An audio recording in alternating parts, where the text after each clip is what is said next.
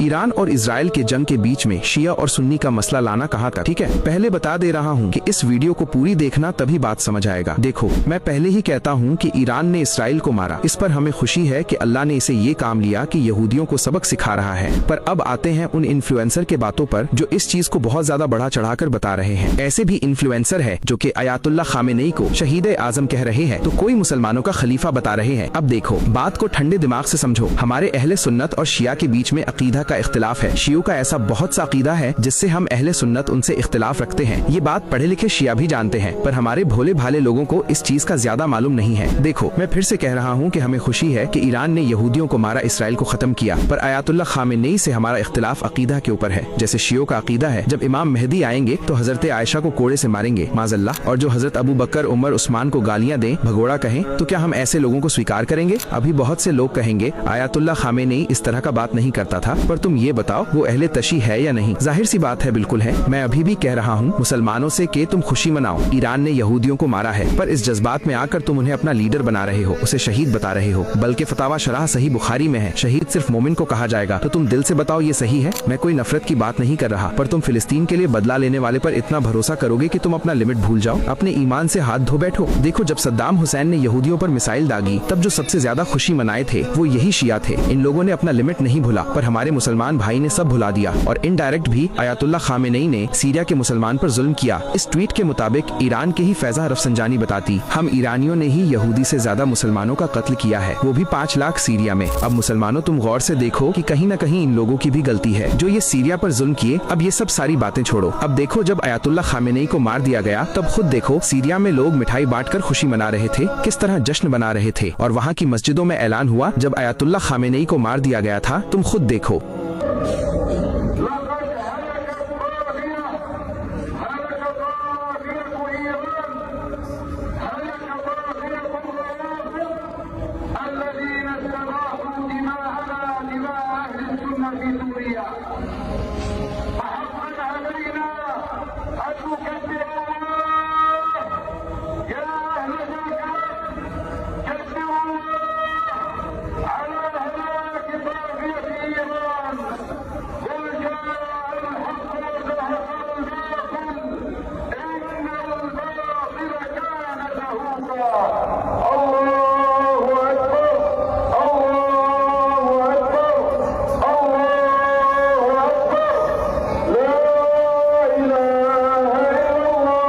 कसम खुदा की, इस वीडियो को देखकर मुझे फिलिस्तीन के मुसलमानों का खुद याद आ गया। मैं बस इतना कहना चाहता हूँ अपने मुसलमान भाइयों से कि तुम खुशी मनाओ, बिल्कुल मानो कि ईरान ने यहूदियों को मारा, पर इस खुशी के वजह से तुम अपना लिमिट क्रॉस मत करो। अयातुल्लाह खामेनेई को इतना बड़ा चढ़ाकर दिखाना बंद करो। अगर देखना ही है तो उन 5 लाख मुसलमानों को भी देखो जो सीरिया में मारे गए। मैं अभी भी बोल रहा, मैं नफरत नहीं फैला रहा, बस अपने मुसलमान भाइयों से बोल रहा कि जिस तरह सद्दाम हुसैन के फांसी पर ये लोग अपना लिमिट नहीं भूले, वैसे ही तुम भी अपना लिमिट मत भूलो। और अगर कोई कहता है कि अयातुल्लाह खामेनेई ने गुस्ताखी नहीं की, चलो ठीक है, नहीं कि उसने गुस्ताखी, पर ये बताओ वो अहले तशी का है कि नहीं? तो बद मजहब के लिए मगफिरत की दुआ करना कहाँ से साबित है? तुम बिल्कुल खुशी मनाओ ईरान के तरफ से कि उसने यहूदियों को मारा, पर बस जिस तरह इन्होंने लिमिट नहीं भूला वैसे तुम भी मत भूलो। और उन इन्फ्लुएंसर से पूछो तुम्हें क्या जरूरत थी इस इंसानियत की लड़ाई में अयातुल्लाह खामेनेई को सारे उम्मत का खलीफा बताने की? फिरका का रूप तो वही लोगों ने दिया है। तुम लोग समझदार हो तो समझदारी से काम लो, बाकी अल्लाह से दुआ है हमें सही राह दिखाए।